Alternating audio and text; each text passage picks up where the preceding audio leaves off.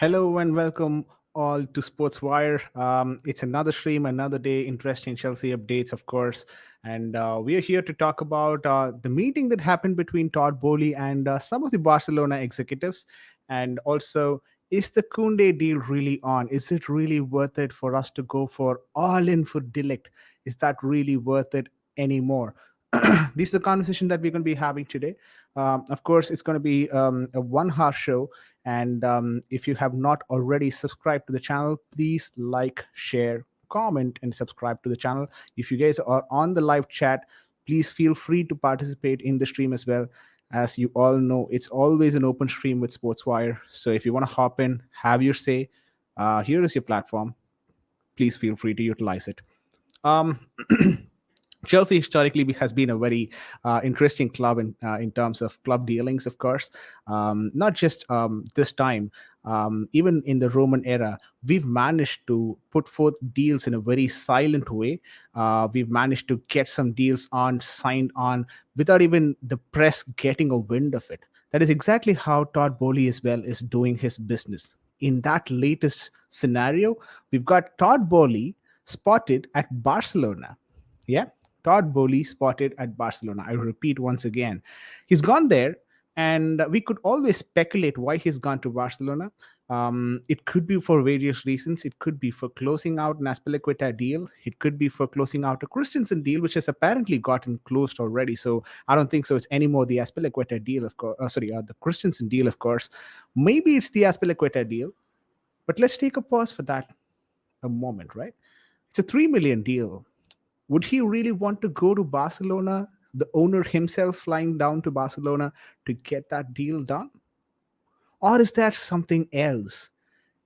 Is that because he wants to talk about the Rafinha situation with Barcelona and clear the air there? Because we all know Barcelona is in a financial mess, and we don't know how they're going to be coming out of it. One way that they're attempting to come back is through bringing in new faces, huge faces in world football at this point in time, and get in more creditors because of that, right? And I think that is Barcelona's strategy now to get in bigger names. 25% of their media rights is also being sold.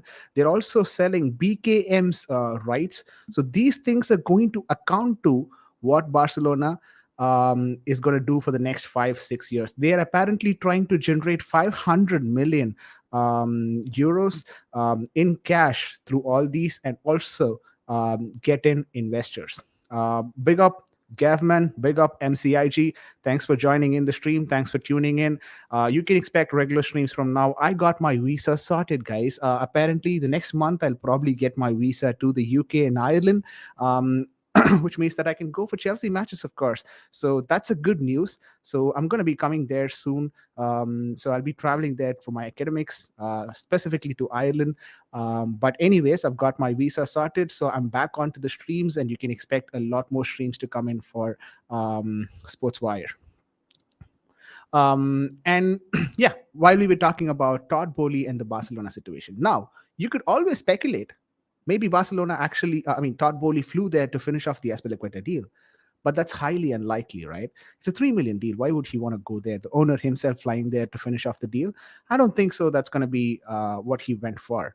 Maybe, just maybe, he wants to do the Rafinha deal, right? Because there is a bit of a speculation if Dembele and Rafinha both are going to be staying at Barcelona. I highly doubt if both of them are going to be with Barcelona. I don't think so that would be the case. It's going to be either Dembele or Rafinha. Dembele, who's already run down his contract, there is a good possibility that he might re-sign the contract. Yeah, that's one option for them. Or the Rafinha situation, of course. The way that the Rafinha situation is panning out, Leeds United have a very good say in that, and they are apparently still the controlling club when it comes to this particular deal for Rafinha, because they are not in any hurry to sell Rafinha. Let's be honest about it. They've got Calvin Phillips out of the equation, so they are not in any hurry to actually sell Rafinha. But then I think they have already given a timeline which is of 24 to 48 hours by Ben Jacobs. We've heard from Ben Jacobs that today, before 2 hours, Ben Jacobs tweeted out saying that 24 to 48 hours ahead, which is very big for Rafinha deal. Leeds have made it clear that Barcelona cannot delay. An urgent transfer is now required for Chelsea. An urgent transfer is now required, or Chelsea will become the favorites. Contrary to some reports, Rafinha is very open to Chelsea FC.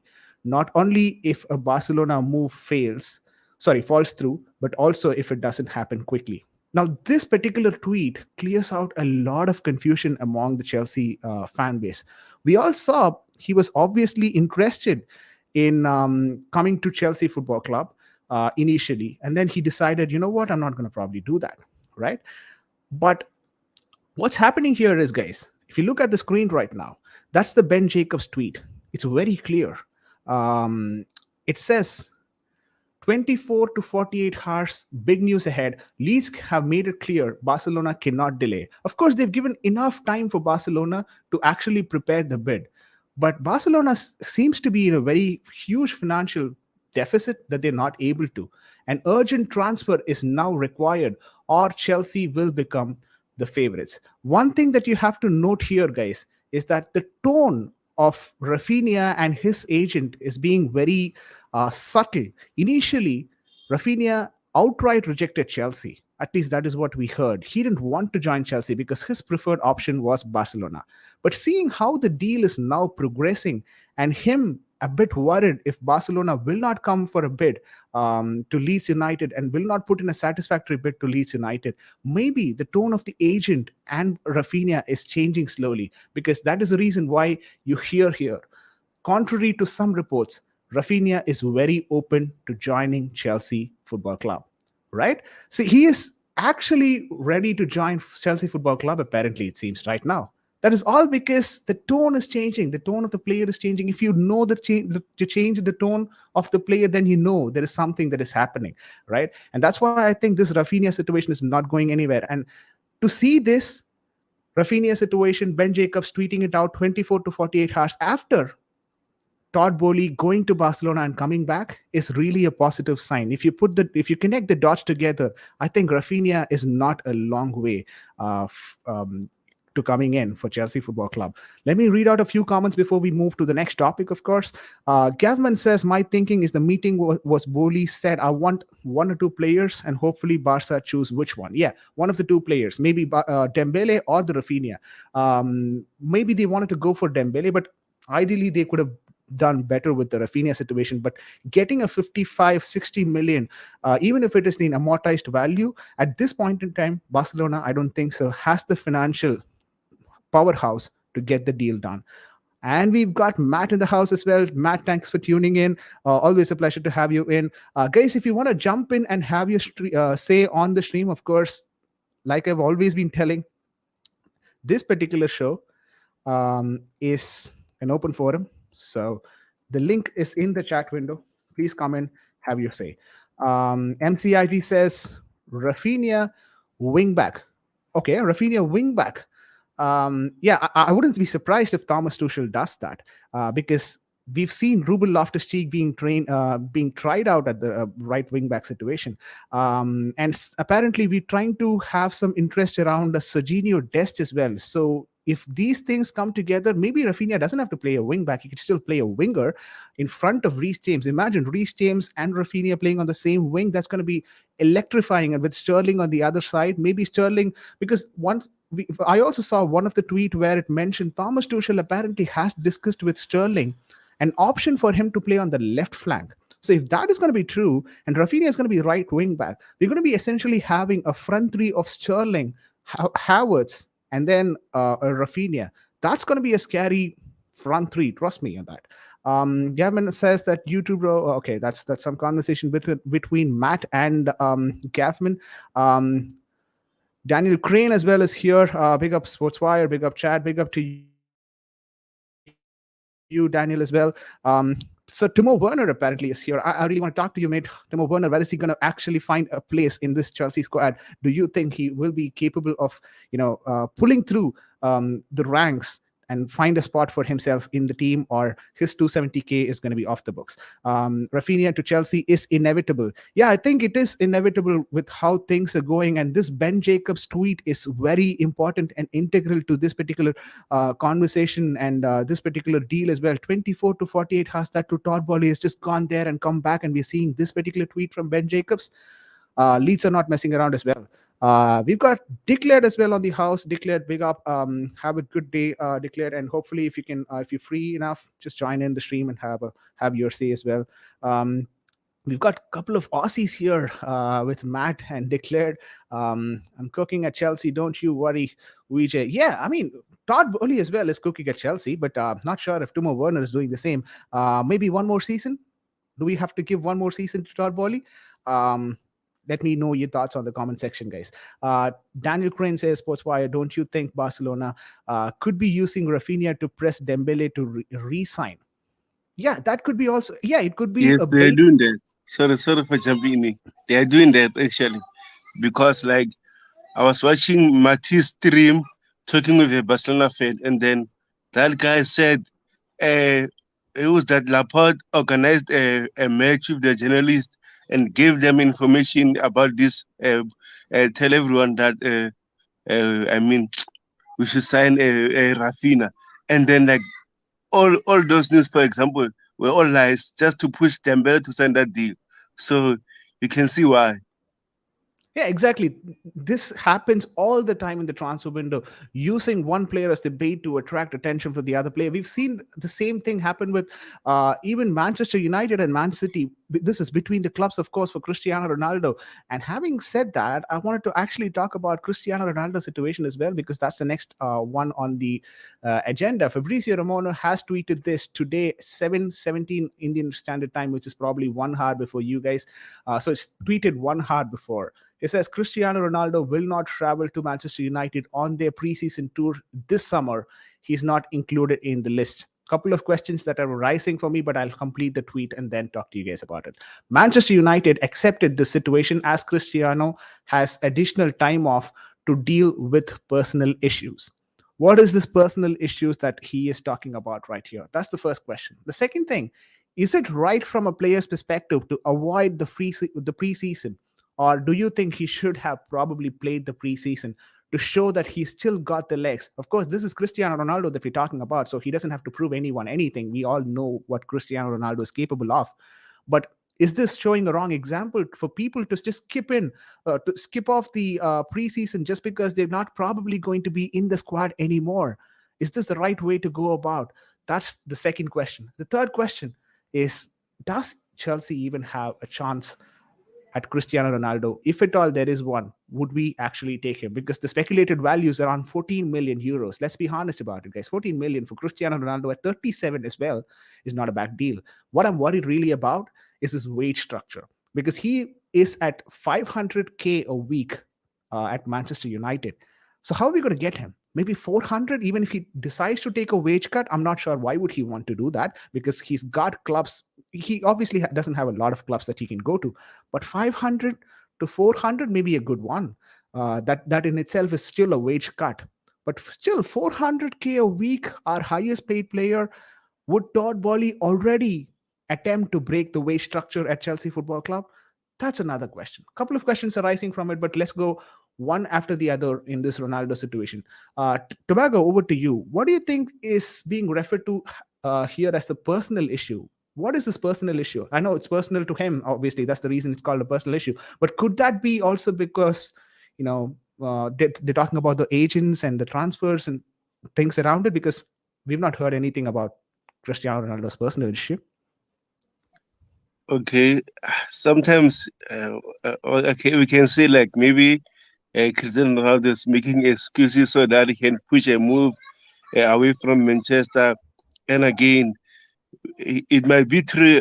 There's some personal issues. Maybe tomorrow we hear the news, his mother or whoever they on his family is sick or maybe passed away. So for this reason, I won't speculate. But again, if the guy wants to leave, then you can see now maybe there's excuse. But anyway, it's not safe to say it's excuses or someone around his family.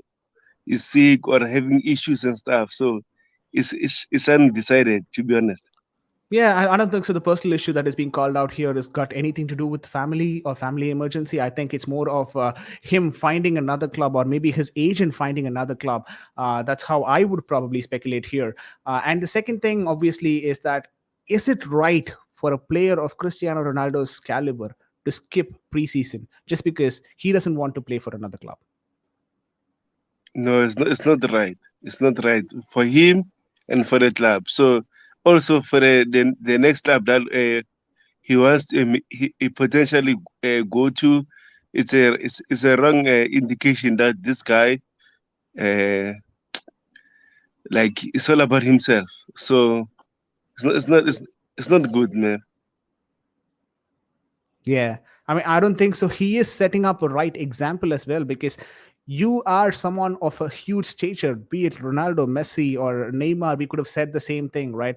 Playing for preseason as part of the squad that you're currently occupied with is obviously what is called professionalism. So, does he have the right to do it? Of course, he has the right to do it, not play for the preseason.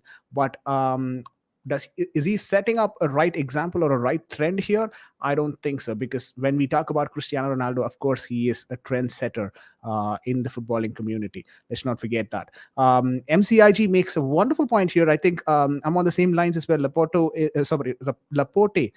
or why am I saying this? Laporta is doing a creative accounting to generate revenue out of future liabilities. Barca is defrauding FFP. That's definitely a shocking way to do business, because when you talk about an organization strategy, I don't even know how the stakeholders will be allowing this thing to happen. But since this is Spain and La Liga and Barcelona, I think they can probably do anything at football. I'm going to leave it at Yeah, that, because yeah, Barcelona I finances agree. is, yeah, Barcelona Yeah, I finances is one agree. of the most messed up finances, and the way that Barcelona are getting money is something. It's just they're pulling And money out of and the again, air. VJ, this is stupid from the Barcelona board members. They are all out for players like Lewandowski, Rafinha, they want Kounde, but again, they're in a financial situation where they can just, you know what, let's bring a few academy players just to build a team for 2 years, just to balance the books, and after that, they are going all out. But now they want top class players, while they still owe likes of who's that guy, De Jong, PK, and who's that again? Busquets. Look, man, and then Yeah, I don't the blame. problem that I see in adapting to that strategy is because if they don't have star players, they're not going to get creditors, they're not going to get investors into the club, and if they don't have investors, this club is not even going to sustain for another 2 years for them to come back up.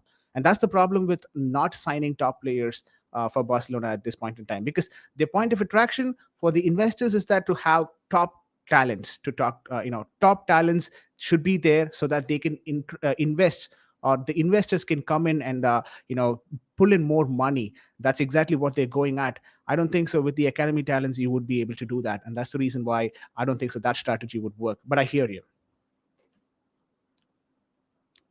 Daniel says, I find Ronaldo not traveling a bit fishy, if you ask me. I just got a gut feeling that he is getting his agent to find a new club as soon as possible. I mean, what if the new club was Chelsea? Would you agree to that? Would you want someone like Cristiano Ronaldo here at Chelsea Football Club? If you ask me the same question, I would probably say to an extent yes, but not in the account of us breaking our wage structure. But I know this player brings in a mentality, brings in um, the training ethics or etiquettes for the already existing Chelsea youngsters. I'm really looking forward for our youngsters to learn from someone like Cristiano Ronaldo, if in that case. Daniel Crane also says the fee or his wages ain't really a problem, because at the end of the year you would okay, you would have still made more than what we got from him. Yeah, that in essence does make a lot of sense, where he is someone who can get you that revenue back to through t-shirt sales, to merchandising deals, and multiple deals, of course. But the problem I have, Daniel, here is that it's not about him returning that value back to the club.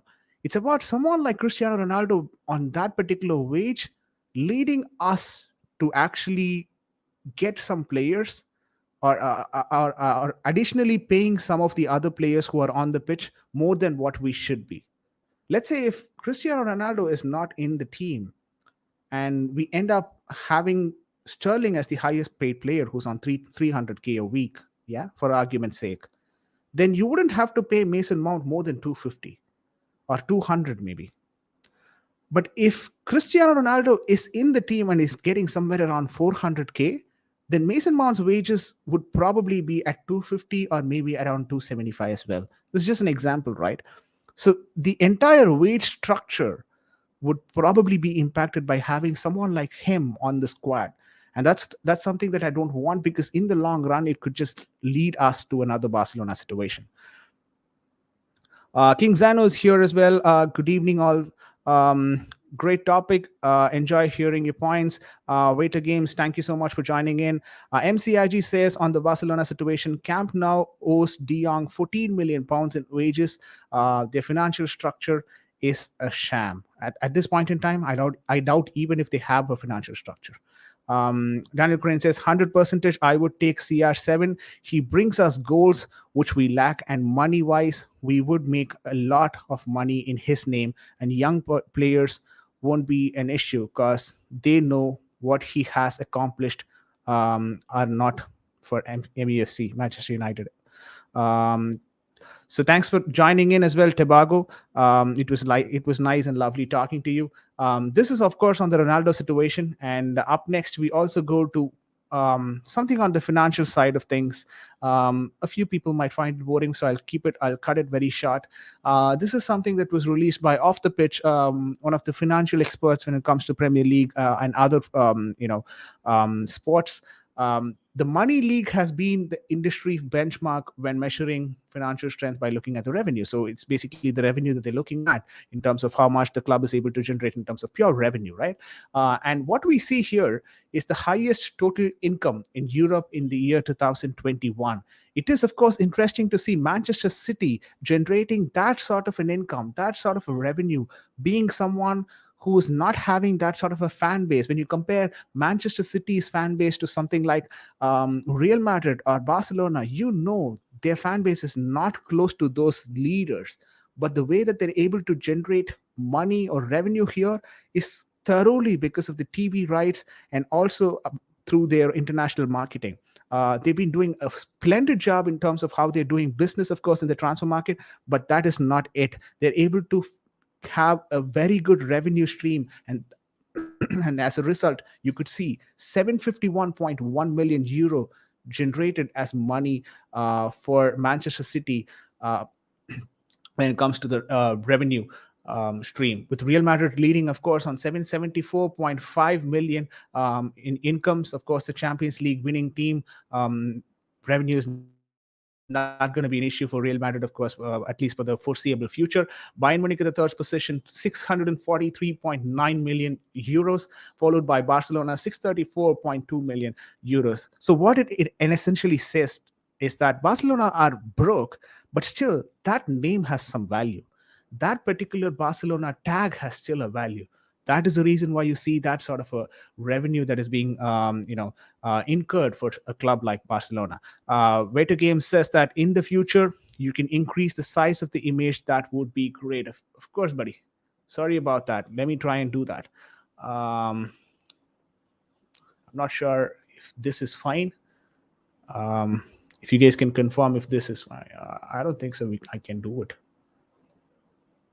Okay. Next time I'll actually figure out how to do it. But right now I don't know how to do it. So bear with me today, guys. Um, And Tobago says, hit the like button, people. And thank you for having me, bro. Something came up. No problem. Absolutely fine. Thanks for joining in the stream. And please, guys, if you're following the stream right now, hit that like button.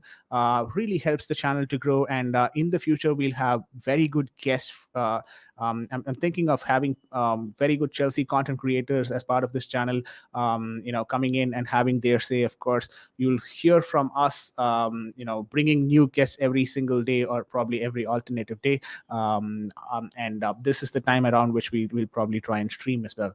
And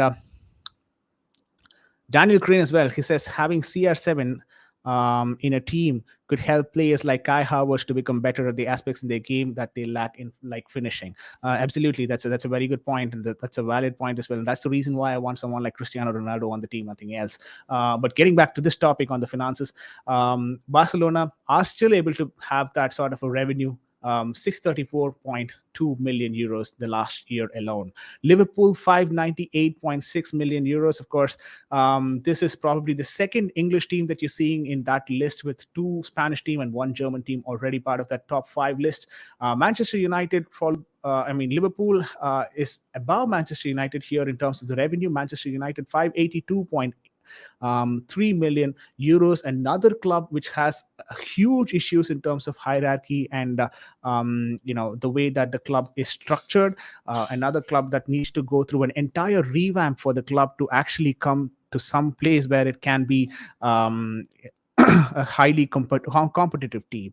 Waiter Games also says, so Barcelona show high income, but their expenditure are over indexed. Absolutely. Absolutely. This is probably one fifth or maybe one sixth of how they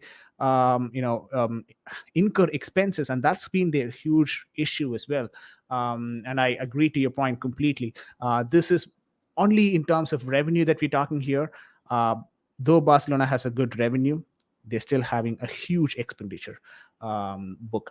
So balancing the book, not a good thing for Barcelona right now. Paris Saint-Germain at the seventh spot, the first French team to enter into the top 10, 565.1 million euros. I would probably say they've not done a really good business with having someone like Neymar and Messi and Mbappe on your same team. I'd expect them to do a better marketing and better ways to generate revenue as well. Because what we're seeing here is in terms of pure revenue. There's no expense here that we're talking about. So if you're not able to incur this sort of, if you're not able to get this sort of a revenue around 700 million, there is no point for you to have the best of the best lot in your particular team. That shows how poorly you're actually doing business. So Paris Saint-Germain has definitely a lot of work to do in terms of the revenue. Hopefully they get things done as well, for any PSG fans around here. Chelsea at the eighth spot, 526.4 million euros. With all that Chelsea has been going through, yeah, with all that Chelsea has been going through, we still managed a top 10 spot in terms of revenue. Kudos to the way that Thomas Tuchel has led the club, and kudos to the way that the Chelsea organization was structured and the way that we handled our operations, even at the time of chaos for Chelsea Football Club. So that's a strong message to other clubs around. If Chelsea can perform this well in terms of revenue when it is not even having a proper owner, when it was fighting for a new owner, when there was a possibility that Chelsea could be relegated if this deal was not going through, Todd Bowley was not getting in, and it was still in the eighth place. Chelsea has done a tremendous job. That's how I'd put it. Prasanna as well is here. Hello, Nanba. Good to see you. Good to see you as well, Prasanna. It's been a long time. And feel free to join in the stream if you're free right now. Juventus on the ninth spot and Tottenham at the 10th spot.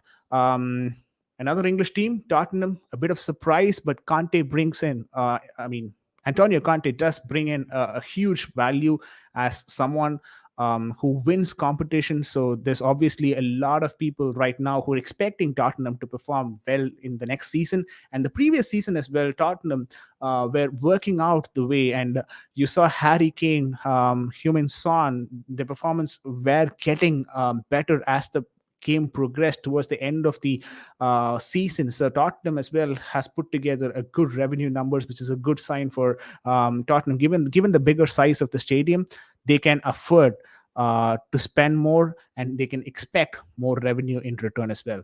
And the ninth place, of course, is Juventus, 491.6 million, the first Italian team in the top 10, and probably the only Italian team in the top 10 list in terms of revenue. So Looking at this particular list, we get to know that English teams are, of course, performing very well in terms of revenue, and you always have the Spanish giants, Real Madrid and Barcelona, very good at the revenue sector, and just one German team and one Italian team. Of course, that shows the leagues standard as well, and just one French team, which is Paris Saint Germain, who should have ideally done a better business having Neymar and um, Messi in the same team. Better Game says, love the show. Hearing your point is great because I've been accused of being biased when I talk to my rivals, and sharing your video will dismiss the bias argument. All right. If it helps anyone to justify their point, that's always a welcome addition. Thanks for saying that, Better Games. And guys, this is what we had in terms of the revenue. I think I'd probably go back to another tweet that I saw from Simon Phillips. This was Simon Phillips tweeting out today, 3 hours before. And if you guys were not comfortable with just the Ben Jacobs tweet, this is also Phillips tweeting it out. Obviously, this is not coming from Simon Phillips directly. He's just retweeting it, whatever was said at Mundo Deportivo. That's a Barcelona outlet.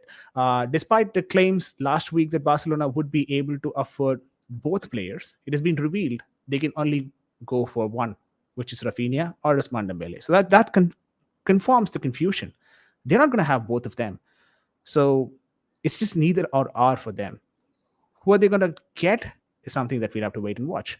And the next one, of course, it comes from Chelsea HQ, another Chelsea Twitter page, who had actually told us like around 3 hours back, Barcelona have submitted a final offer of 55 million euros for Rafinha, which is significantly lower than the offer Leeds accepted from Chelsea, because the Leeds offer, our offer was around 60 to 62 with additional bonus for the players as well, for the player as well. A decision is expected within the next few hours. So guys, this is happening, guys. Something is happening. I'm not saying that Chelsea is going to sign Barcelona, but something is going to happen within the next 24 to 48 hours, because there have been a couple of English journalists tweeting the same thing about the urgency of the situation. At the same time, we're hearing from the Spanish outlets as well, Deportiva, Mundo Deportiva, and other Spanish outlets as well, and that this is something that is going to happen in the next 48 hours. We will, look forward to having Rafinha in our team. But if it goes the other way around as well, it's good that we're getting to know that right now. Right? I don't want this particular news to come out probably 15 days or 20 days from now, because that's not going to help Chelsea. Maybe Dembele will not even be in the window right now at that point in time. That would be too late for us to sign another player or look for alternative. Whatever is going to happen, even if Barcelona wants to sign Chelsea, Rafinha from Leeds, let them do it right now. And that's the timeline that Leeds as well has given Barcelona. So probably it's a happy news for us. We'll get to know if it is for us, or if Rafinha is for us or not. And then we can probably look for alternatives, even if it is on the negative side of things. So in that way, I'm actually happy that this is happening right now. Serginho Dest is another interest that has been picked up for Chelsea Football Club. By Chelsea Football Club in the last few um, hours, right? Not sure if there has been a lot of movements, but maybe the deal, maybe the talks by Todd Bowley with Barcelona, maybe there is some talks around that as well. If that happens, maybe I want to hear your thoughts as well. How is Serginho Dest? Would he suit our style and system? Would he be someone that Thomas Tuchel would prefer? Your thoughts on the comment section would really would really help us get the conversation started there as well. Daniel says, and are the bids still okay? After reading your tweet, I'm feeling a bit dyslexic. Oh, truly bad. Bid still has a bit higher quartered upfront cost. Can you please retweet? Write it again. I'm finding it very hard to understand what that is. But if you put it again, I'll probably able to read it better. And yeah, that's probably what we have today in terms of the transfer news, guys. The Kounde deal, of course, this is something that was very interesting as well, because we've been seeing some of our top journalists tweeting about Kounde's situation being back on, because the Delict situation here is a bit On the contrary, right, we of course need Delict, and Delict wants to go out of Juventus as well. But one thing that we understand is that Delict wants to go out. That's been his primary aim. Where does he want to go? He's not yet sure. Of course, Chelsea came in. He said, "Yeah, I'm fine with going to Chelsea." And then Bayern came in, and he was like, "Okay, fine. Let me prove for Bayern." So this is a player who actually desperately wants to go out of Juventus, and that being his sole criteria, not which club that he's ending up with. So it's going to be a bit of a tug of war between Bayern and Chelsea, who has the better pull, and who is able to convince Dilict and his agent better in terms of this particular deal going through. It's really going to be interesting. But one thing that we have as a problem here is that Juventus are asking probably in the range of 100 million for Delict. This is almost like a Declan Rice situation for us. Um, the only difference here is Declan Rice, even if it is for 100 million, they don't want to sell him. But if it is Delict, they're fine with letting him go, but they want 100 million in cash, and they don't want a player swap as well. That's the reason it's going to be difficult for us to get this over the line. Any 100 million deal is not going to happen. Probably mid transfer window is going to take towards the end, because there's going to be a lot of negotiations around the amortization of the players, around how we're going to restructure it, how we're going to pay his wages, and how the bonus is going to be added on top of a 100 million deal. So these things only tells us the Dilic situation is more complex than what we anticipated. And I'm fine with this deal being complex as long as it happens. But 100 million for Dilic, let me know in the comment section, guys, if he is really worth 100 million. Because we just played 100 million card on Lukaku, and we all saw what happened there. I'm not saying just because we sign a player for 100 million, it's not going to work out. I'm just saying, are we in a position to take that sort of a huge risk with a new owner coming in, and his first transfer window being this one? Is it fine for him to take those bigger steps, or should he probably go one step at a time? Because right now, everyone is in the market for Chelsea to make a mistake, because this is a new ownership who's not dealt with football transfers. Of course, he's done a very huge business in terms of operating Chelsea, the Dodgers in the US, but this is a whole new dynamics that he's playing to, a whole new orchestra that he has to orchestrate. It's not going to be as easy as people would anticipate. So people are waiting for Chelsea to make a mistake there as well. So 100 million for Dilict, is that worth it? Let me know in the comment section. But Daniel, I'll read your comment again. Sorry about the spelling. I'm not with it today. No problem, buddy. Still, okay. The bid is still has a higher upfront payment compared to Barcelona, which still has a high add-on cost as well. Yeah, that's a good point as well. See, the thing is, any club who's going down would obviously want cash to spend in their hand, right? Let's say if it is Leeds here, right?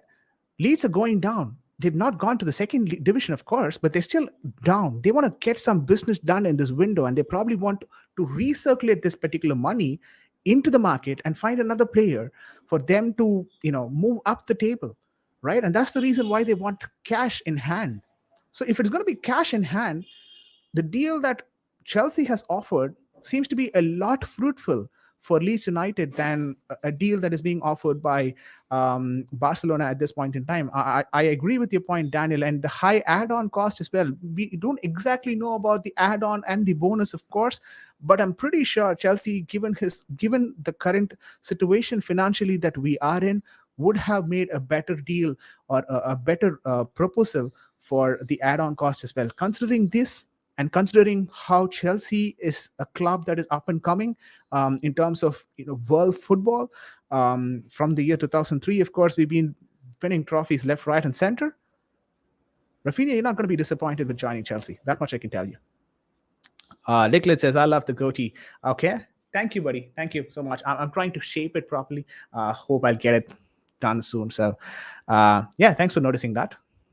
Daniel says it won't be 100 million for Delict. It will be around 80 million. If it is 80 million, would you take it? Another question. If it is 80 million, would you take Delict? Daniel also says we have to remember Leeds already have a replacement. They will want that 60 million for us because it is straight cash deal, no structure. Exactly. They want cash right now. Maybe they'll go into the market for another position that they want to fill in, but they want cash deals. These guys are not interested in player swap. And that's the reason why you don't practically see. It's not like FIFA, right? FIFA player swaps easily happens because it's just the computer operating against you. So it's just about the calculation that it does in finances, and then it's fine with providing you a player swap. But people who are so used to playing FIFA or any other football games or football manager even, I see a lot of tweets, of course, about this player swap happening. I'm like, dude, player swap is not that realistic that you think of, because see, the transactions are not always in a single year, right? It's always amortized. It's amortized over a period of time. Even Lukaku deal of 100 million, we did not pay 100 million to them. We paid 20 million for the first year, and we're still paying the 20 million for the second year. And it's going to be over a period of 5 years, and that's how it's amortized, right? So it's not going to be as easy as what people would anticipate as a for a player swap. It's very rare to happen in the market as well, and lower budgeted teams wouldn't want to do a player swap deal as well, given that they wouldn't even know if they'll still be in the Premier League the upcoming season. Yeah, a season or a two post that, will they be even in the Premier League? They don't know that. For them to be even in the Premier League and competing against the top dogs, they want the money in hand so that they can do better business. It's as simple as it is, right? Daniel also says, Delict 80 million. I would take him, and have to remember he is 22. He's only 22, and Tuchel improves defenders. Look at Rudiger, for example. Yeah, I mean, Tuchel is known for improving defenses. Let's be honest about it. Yeah, he is doing a great work at improving defenses. What we've had as a problem with Thomas Tuchel is the way that the attack is more restrictive. Not that the attackers are not talented, but then I'm not sure if the Tuchel system is actually giving that sort of a freedom for the attackers to move around. Maybe that is something that I'd expect Thomas Tuchel to change in this particular season. But Tuchel is someone who's been historically very well balanced in terms of managing a defensive team. Yeah, we've seen how Thiago Silva has grown in the ranks at PSG as well as at Chelsea. He's very happy, extremely happy to be working with Thomas Tuchel. And you see, people like Rudiger not complaining, of course, after Lampard, left a few of the players out of the squad very abruptly. These players were brought in. Christensen played better. Of course, he has his own stomachache issues, but when he's playing, he's obviously playing really good. Reece James, of course, was improving in the way that he was contributing to the defensive side of the pitch as well, because we saw Reece James being someone who's an attacking threat, but then he was able to track back and defend better as well once Thomas Tuchel came in. Chilwell, of course, if it was not for the injury, we would have seen better performance from Chilwell, probably, I would assume. So defensive work rate, defensive stability is something Thomas Tuchel is known for. So him at the age of 23 coming to Thomas Tuchel's team is only going to improve how he has or how he wants to develop as a player. So you've got a top-notch coach here, a defensive-minded coach with Thomas Tuchel, who's been excellent with his structuring of the defense. So you're just 23 years old. You've got a huge year up ahead. You're not going to hide behind the shadows of Chileni and Bonucci anymore. You're up here. You want to fight for your place. It's just Thiago Silva right there, and the other spot is something that you have to just fill it off, right? And you're the man for it. Just come in and perform for us. That's what I'd say to Delict. Dicklet says, "Hey Vijay, you surprised at all after a meeting with Barcelona representatives and Boli that Barcelona magically found some money for a Rafinha deal, and a few deals might have been struck." Exactly. That's exactly what I was talking to people in the stream earlier as well, right? Todd Bowley has gone yesterday, and now we're seeing already movements in one of the Rafinha deals, and we're seeing Barcelona already, Leeds already giving a 24 hours to 48 hours deadline for Barcelona. Otherwise, this entire deal will go for a topple. We're seeing things happening once our owner goes to Barcelona. How many times do we see an owner directly going there, visiting Barcelona president, and then coming back normally in a van? And you see Todd Bowley being very simple at that, and I really love the way that he's actually operating in this particular transfer window. Guys, the link is on the chat window if you want to come in and have your say. You're always welcome. Almighty Blues as well is here, in spite of his busy schedule. Almighty Blues, thanks for joining in. Hi, bro. Big up. What's up? Long time no see. Yeah, I've been busy with the visa process and moving to the UK. Now that all of it is done, at least from my end, so I'm just waiting for my visa. Hopefully, I get that. But I'm back on YouTube streams now. 80 million for Delict, I'm okay with. Slightly higher, but you would rather throw De Jong that type of cash. Yeah, that's a good point as well. De Jong or Delict, right? A DM or necessarily a midfielder, De Jong. We've attracted attention as well, and we're going to be in the race with Manchester United, who like to splash the cash around. So it's not going to be an easy deal with dealing with Manchester United in this position. But the only positive that we have with Manchester United in this particular deal is that we can convince Frankie De Jong that you're again going to come to a Champions League winning team and a Champions League playing team, first of all. Yeah? You're not going to Manchester United, which is not even in the Champions League anymore, right? So that's a huge positive for us. And that's how we probably will work around the deal for Frankie De Jong. So if Manchester United are not, right now, they're financially probably capable, but they don't have the same pull in the market because they're not even in the Champions League anymore. That's something that will play out to our advantage, is how I put it. Almighty Blue says, but no report clearly says if Barca has made a bid for 55 million pound or euros. I I think, yeah, not there is no reliable source actually mentioning that. We've heard it from Diario Sport, one of the football outlet in Spain, that a deal was an offer, final offer was made for 55 million euros, to be specific. It's not pounds, it's 55 million euros. And since it is for Leeds United, you would expect that to be in pounds, but it's a 55 million euro bid. Almighty Blues. Okay. Arcade terms agreed. Daniel, can you please put the. Oh, it's Fab, is it? Okay, Fab has just tweeted out that Daniel. Wow, this is a huge news, guys. I mean, I'm not still up for this 50 million deal for Nathan Ake, but Nathan Ake terms agreed, isn't it? All right, here we go. At least here we go for us. One step. Okay, I'm trying to zoom in. Hopefully, you guys can see right now what is in there and you can read it. And I'm going to read it with you guys as well. Fabrizio Romano just tweeted out 3 minutes before. Thank you so much, Daniel, for pulling that up. Chelsea have fully agreed with Nathan Ake on personal terms. Man City are aware of the situation on the player side, but still waiting to receive the official bid. City want around 40 million sterling or 45 million, 40 to 45 million pound sterling, right, for Ake, and plan is to replace him with a new centre back in case he leaves. They want to replace a fourth specific, a centre back or a fourth choice centre back, and we are looking for our first tier centre back. We don't even have anyone to play with Thiago Silva right now at this point in time. So it's a bit, a comedy of errors that is being done by Chelsea, because leaving out all the defenders at one particular window is not going to help anyone. But Fabrizio Romano tweeting this out says that everything is clear from the player's perspective in agreeing deals. Guys, I want to ask you guys one thing. This particular window, with the new ownership coming in, one thing that we've managed to do perfect in this window is make sure that the personal team terms with the players have been agreed properly.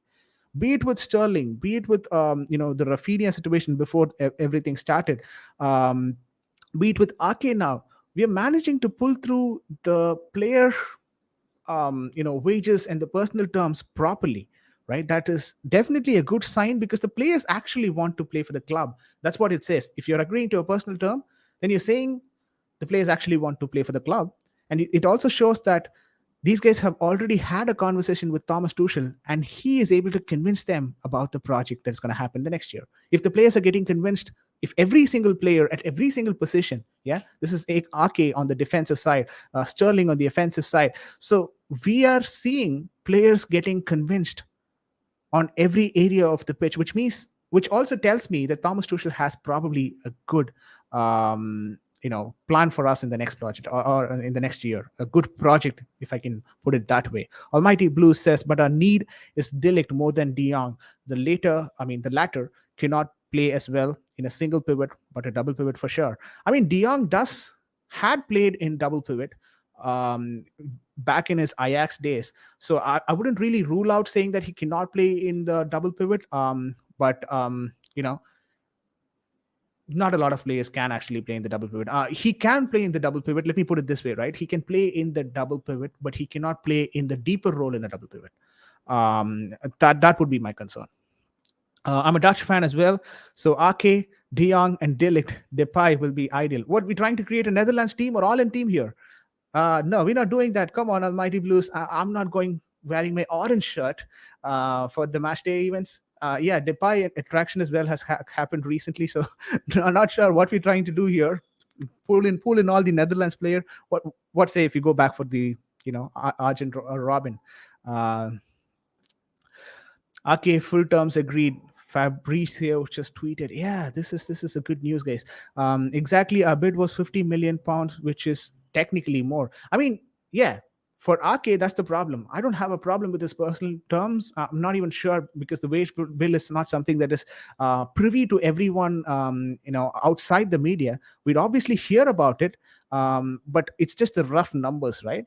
But one thing that we will be all informed about is the amount that we pay to the another club in terms of transfer fees, and that 50 million is just a shocker for me because Arcade, to be honest with you, I wouldn't go more than 30 million for someone like Arcade because you're essentially getting a fourth choice Manchester City midfielder, sorry, a defender, and you're attempting to compete with the same team.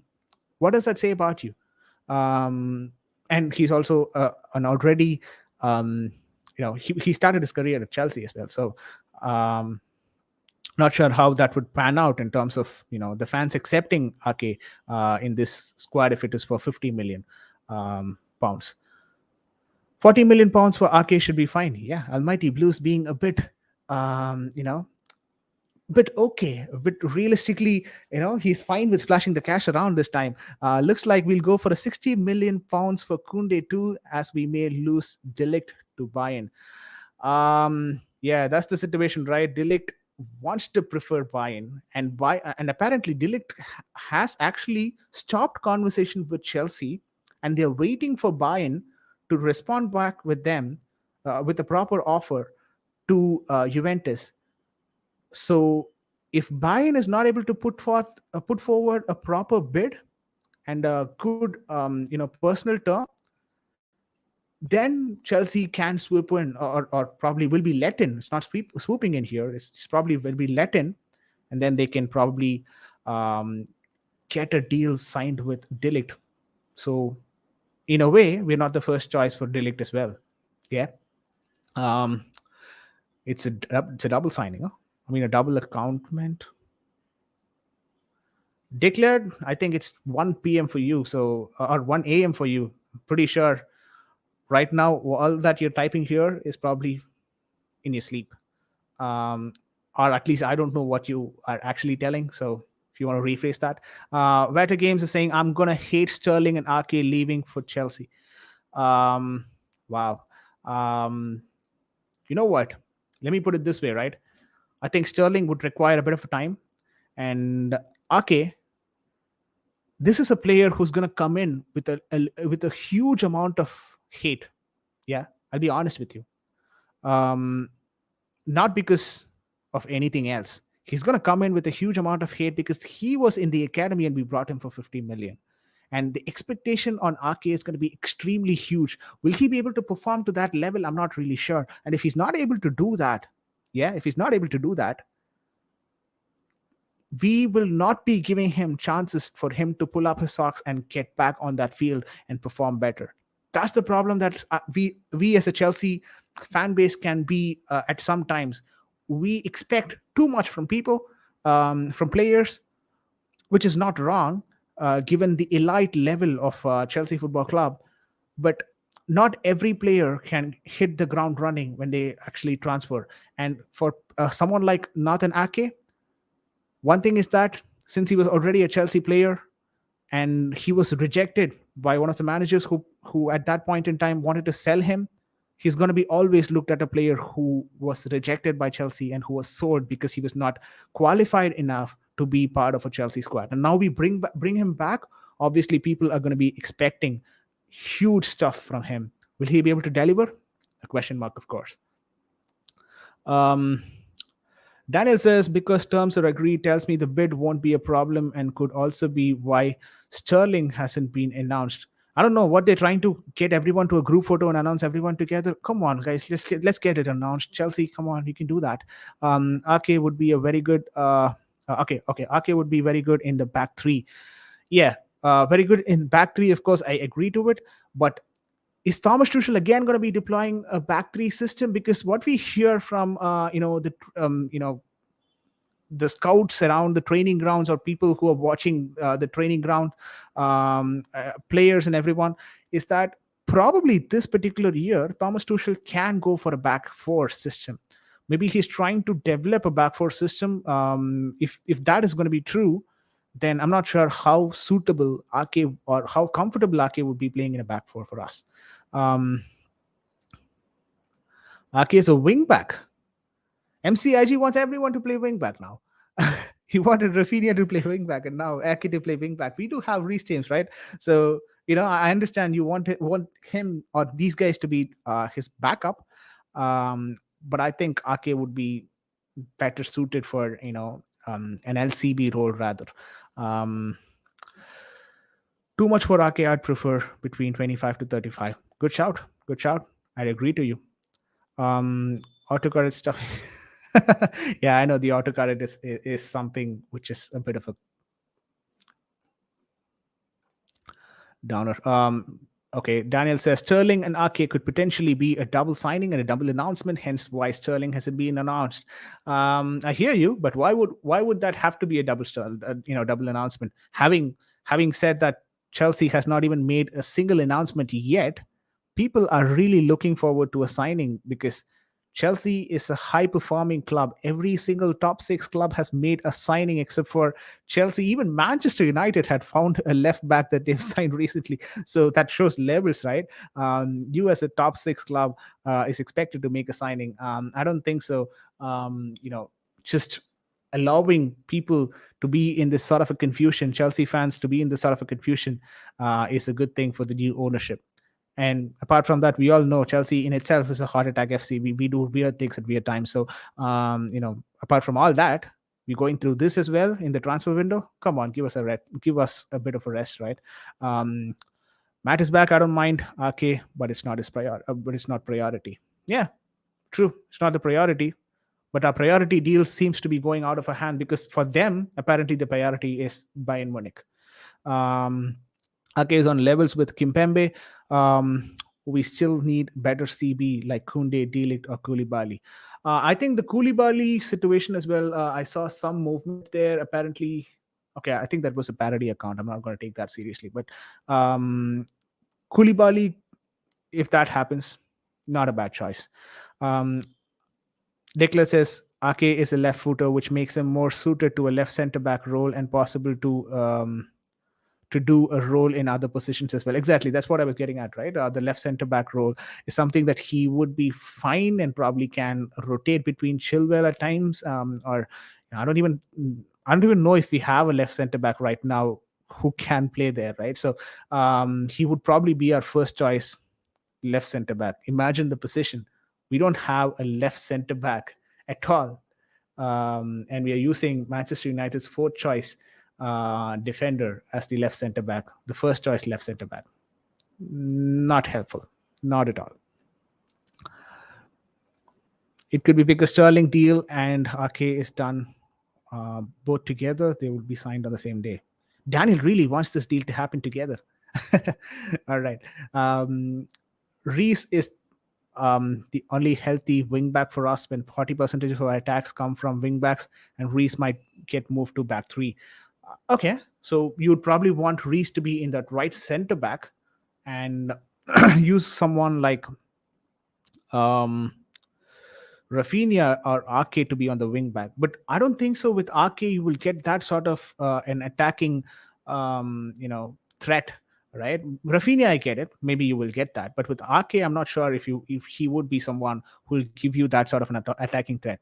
So, and RK in your wing back, that to right wing back, no, I wouldn't really want that. Maybe him Reese as a right center back, I hear you, but we should probably have a better right wing back performance from someone else or a better player. Maybe if Ashraf Hakimi was here, then I'd probably say, okay, fine, Hakimi play the wing back and center back Reese James, let him do that, right? Otherwise, I don't see the purpose of why we should be removing, the only attacking threat on that wing back, which is Reese James, if not for Ben Chilwell. Okay, fills in two positions, which is good. Yeah, but how much does he fill? Does he fill the whole of the position, or a backup for that position? That's my concern. Daniel Ake won't be started. It will be a backup, and would okay, maybe tell Kounde to come in or delete. Right. Apparently, that's another deal that we're waiting for. Now what it puts us, how it puts us is we getting our backup deal signed properly, or even before getting our proper first team signing. Right. It's not the right way to do business, of course, and I understand at times you have to negotiate it that way because what is available in the market is what we can grab our hands on. But getting your backup and then planning for your first team, not really the best approach, right? It's not always a bottom up approach will help you you know get better in terms of strategy. Daniel says Ake won't be a starter, he will be that's what I just read. All right, just two times the same comment. Just going around Twitter looking for any other updates, but this is pretty much what we had in terms of update. Fabrizio's update on you know Natanake was obviously a huge news. Ben Jacobs talking about 24 to 48 hours timeline that was given by Leeds to Barcelona is another huge news. And we also saw a bit around the revenues today. Um, of course, MCIG says, I'm more worried about left wing back. We don't know if Ben would be the same going forward. Yeah, that's true. Another confusion, right? And another thing which we apparently don't know how it might pan out, right? Because, see, anyone who's coming from that sort of a long injury, we don't know what is going to be his sort of a caliber again coming back. I'm not saying Ben Chilwell will obviously not, be the same way that he, wants to join Chelsea. I'm saying, what if he is not, and what if we realize it a bit later, right? I think the preseason will give us a good, picture about how fit Ben Chilwell is and how quickly can he operate. But what it will not give us is how stable can he be throughout the season, right? What I'm talking about here is there a longevity in his leg that was there before this injury? That we'll not get to know during the preseason. With preseason, we find the glimpse of the talent. We find, glimpse of how the player is comfortable with the injury, playing with the injury, right? And how he's able to move and link up with the players. These are things that you can probably observe in your preseason. One thing that you'll not be able to observe in the preseason, make a predicament out of it, is the longevity of the player once he comes back from the injury. So how is he capable of doing that for an entire season is something that is definitely going to be a surprising thing for Chelsea. Is that a good surprise or a bad one? We'll only get to know once Ben starts to be on the pitch, once the league starts and the transfer window closes. So maybe, just maybe, we might have to go for another purchase in the winter transfer window if Ben is not as fit as you would like him to be. I don't want that to happen, but if that is going to be the only situation, then I think we should do that. MCIG says Ben and Reese have a tendency to pick up injuries throughout the season. They definitely need substitutes and quality substitutes as well. I like that from MCIG because, see, last year as well, we had players who can substitute Reese James and Ben Chilwell, but were they quality enough to win us games? No, right? Once Reese was gone, we lost that right flank. We didn't know how to play with that right flank.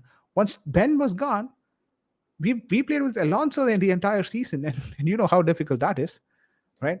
Um, I mean, barring some of the special moments that Alonso creates, you know what you're going to get from Alonso. Those magic moments, and also those slow legs in terms of defending and tracking back. So, would you be fine with those magic moments and not having that sort of a slow legs, or having that slow legs in the same team for the same player? No, right? That's the reason I don't want Alonso to still stay in the team. But if you're looking at Alonso as the backup for Ben Chilwell, Ben better get really fit, man. Better get really fit. I don't want Alonso to play the maximum number of games in the season. Come on. Not one more year.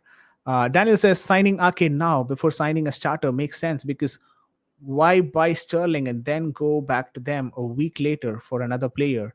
Makes sense to get them done at the same time. Um, True from one aspect, because you're dealing with the same party, so you would want both the deals to be in the same books.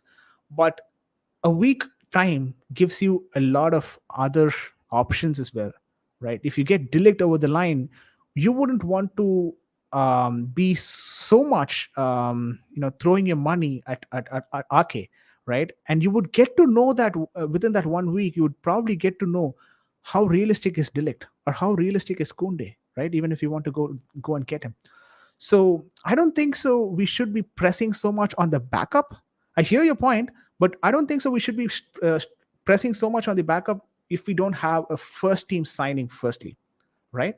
Maybe if we take another week and go back to them and ask them about Ake, that's fine.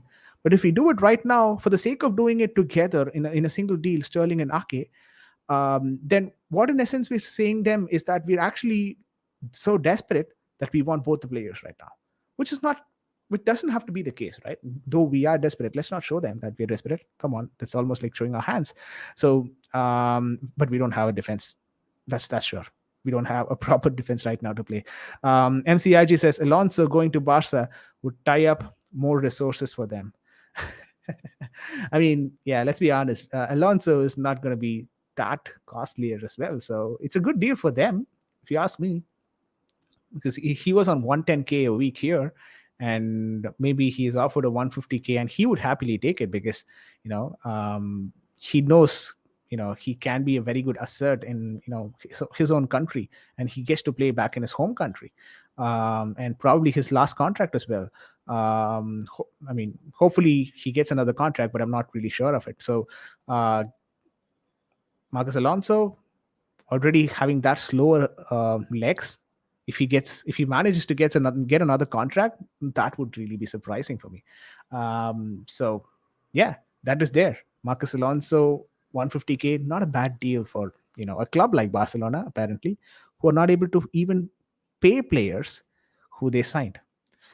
Members Depay deal is also something that is being talked about in the media. I think it's more of speculations at this point in time. It's just players. I mean, I've not seen a huge interest being registered, not being reported by multiple journalists, of course.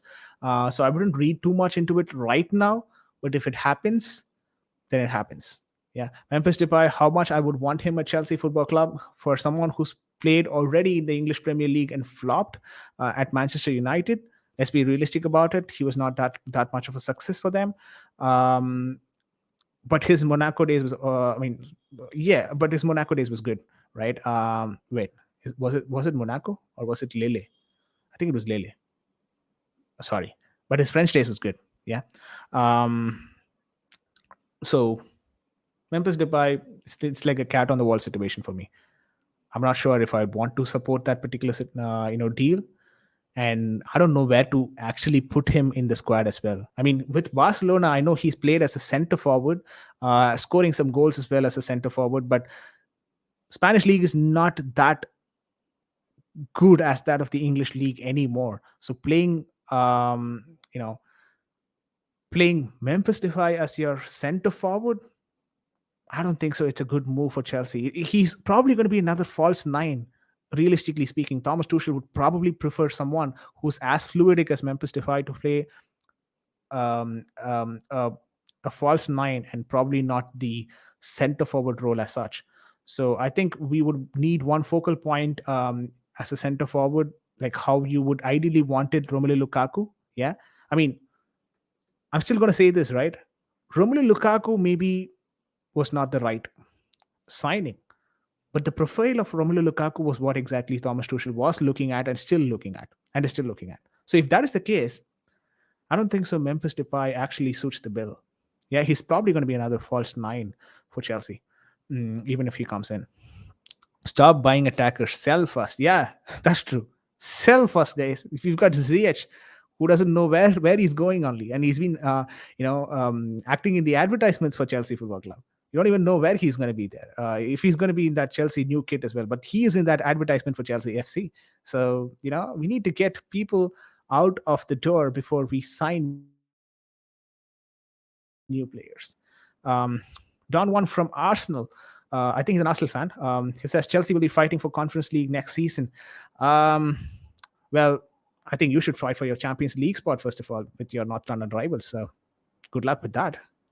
They've got Kante, and for you, it's Arteta, guys. It's Arteta. Depay couldn't play in the Prem for United. What do people um, really think he could do with us? No way. Yeah, exactly. I mean, if he's not able to play for Manchester United with that quality squad when he was playing back then, I don't think so. He's going to do anything for Chelsea new, right?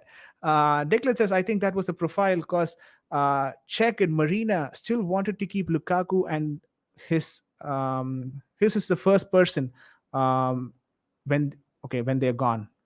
Wow, your keyboard is doing wonders today, Declan. But yeah, I'm able to understand what you're saying. Czech and Marina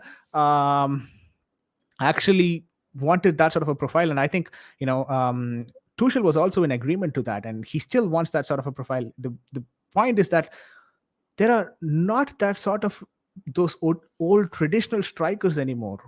Let's say a Zlatan, an Andy Carroll, that focal point of a striker. I don't think so. We have that anymore. Christian Benteke, these kind of strikers are very rare to find, and that quality is something that Chelsea as well is looking at. I mean, we still have Christian Benteke in the market, but Christian Benteke is not the quality that we're looking for. Yeah, a top level player who can be that focal point up top. We don't have that anymore. It's a rarity in the market. It's become a rarity in the market. Karim Benzema is probably the last best number nine that we is going to be playing that old school traditional number nine, being that focal point and combining with the wingers at times, but then being that main focal number nine. I think he's probably going to be the last of those league strikers. Nowadays modern strikers are more fluidic, running into the gaps and finding spaces and then shooting. It's almost like a false nine, which is, I mean, a traditional number nine which is modernized to become a false nine who can also operate on either side of the wings at times and swap between positions and be more productive on the defensive side of the pitch as well. It can contribute onto the defensive side. So the work rate expected out of a false nine is huge right now. Than what was expected out of a traditional number nine, because the traditional number nine was never expected to contribute on the defensive side of the pitch, but it's not anymore the same. We've seen Kai Havertz numerous times in the previous year coming deeper to defend. He's gone as deep, more deeper than Thiago Silva at times on the defensive front. So that's the kind of versatility that is required nowadays for a false nine. That's why people want them to be false nine. They don't want them to be a traditional number nine, because if you're a false nine you can probably run back very quicker. If you're a number nine, you're bound to stay at that particular position and be there for your headers and to sweep those balls coming in. So yeah, football is evolving, and I think players as well are evolving. So the last generation of traditional number nine strikers, what you would probably see is now Lewandowski and now probably Karim Benzema. Karim Benzema is probably going to be the last of the league for the traditional number nine. London is red. It will never change, buddy. You sure about that? I'm not even going to argue that one. You know it's London is blue, right? Anyways, I'm not going to argue that. Ronaldo's fighting for his chance to play for us, and deluded gooners are chatting. Please. Yeah, that's some banter going on there. No one wants those profiles anymore. It's a dying breed. Strikers are required to do more. Exactly. It's not the old type of strikers that people want.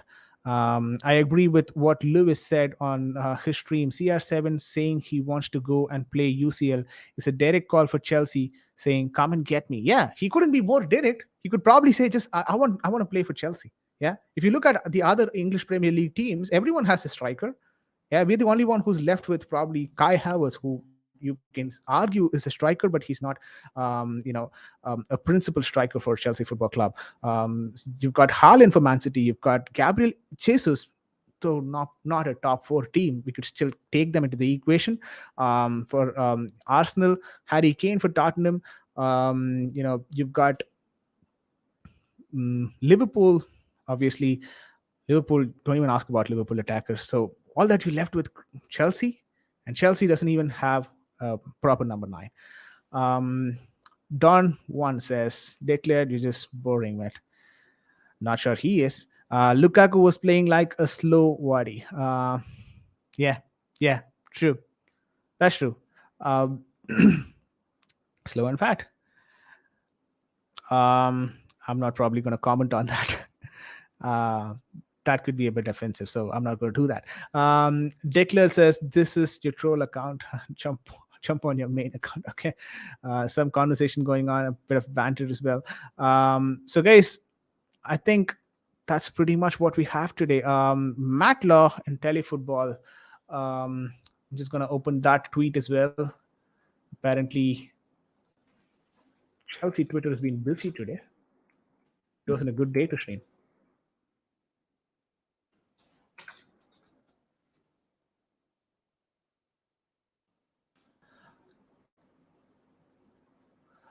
Okay, 2 minutes back, Matlaw has just posted that. Okay, let me just show it to you guys. That works better, right? Yeah. Chelsea have agreed personal terms with Nathan Ake, but must still agree a fee with Manchester City. Yeah, that's something that we've already seen. Things edging closer. Told a deal very close to being fully agreed with City for Raheem Sterling. So that is something we already know. That Matt Law is just reconfirming that, who has already agreed personal terms. Yeah, I think it's more of what we've seen. I think we saw that already. Fabrizio tweeting it out that Nathanake's personal terms was agreed, and we are waiting for an agreement in fees with Manchester City. And for Raheem Sterling, everything is almost agreed, so it's just waiting for the yeah, basically he says that a deal is very close to being fully agreed. So maybe there are some things that needs to be agreed upon, but this is something that is exciting when it comes to the dealings between Manchester City and Chelsea. All right. I think with that, we come towards the end of the stream as well, guys. I appreciate everyone taking your time to come in and have your say. It was a very fruitful discussion. I believe you guys, liked this conversation as well. I would love for you guys to join in and have you say your, points are definitely valuable to the stream, to me as well, because I like hearing perspectives. I was able to read the comments and then be as interactive with you guys here. But then if you guys joined in into the stream, that would be great as well. So yeah, before we drop off, we've got one particular comment from Daniel. This is from Demarcio. Demarcio, for people who don't know Demarcio, which is a rarity, but he's a very reliable Italian journalist. The problem is he tweets most of his tweet in Italian, so I have to always translate. But it is only a matter of time before Chelsea's Hakim Ziyech joins AC Milan. So that's a good news for us because there's some outgoings. I think one of our MCIG, I believe, who's a bit concerned around our outgoing. So there you go. Demarcio is confirming that. So yeah, you've got a top tier journalist saying that Hakim Ziyech is going to leave to AC Milan in this transfer window. Thanks until next time. Yeah, thank you, MCIG, for joining in. Your league predictions, we would be happy to read that. Send it over to me.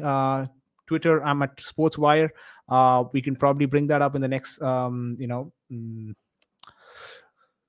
stream stream, and we'll discuss about that as well. But for now, I think it's time for us to tune out, and you guys have a great day. Chelsea's transfer season is going to be busy. I hope it's going to be busy for the next 10-15 days, because we've not made any signing until now. But we've been linked to a lot of people this season, a lot of players this season, top quality players. The leadership has been changed. We'll talk about the leadership reorg as well. But wonderful work from Todd Bowley and his team for Chelsea right now until now. Hopefully, we see a couple of signings over the line this particular week, and that gives us a bit of confidence. And towards the end of the window, we have 4-5 signings to us, to our name, and that'll be really great for Chelsea and Chelsea fans, of course. Don One says, "Good stream, love bantering Chelsea fans." Of course, the pleasure is ours as well, because we love to do the same with Arsenal fans. It's always a friendly banter. So, love having you as well, Don One, on the channel. Uh, until next time, guys, this is VJ signing off. Have a good day.